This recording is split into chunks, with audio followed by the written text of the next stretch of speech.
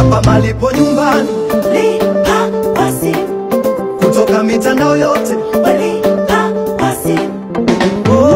Kutoka benki tunaweza fanya malipo, na mitandao yote tunalipa bila wasi. M-Pesa hatubagui, hatuchagui, fanya malipo tu kwa lipa namba.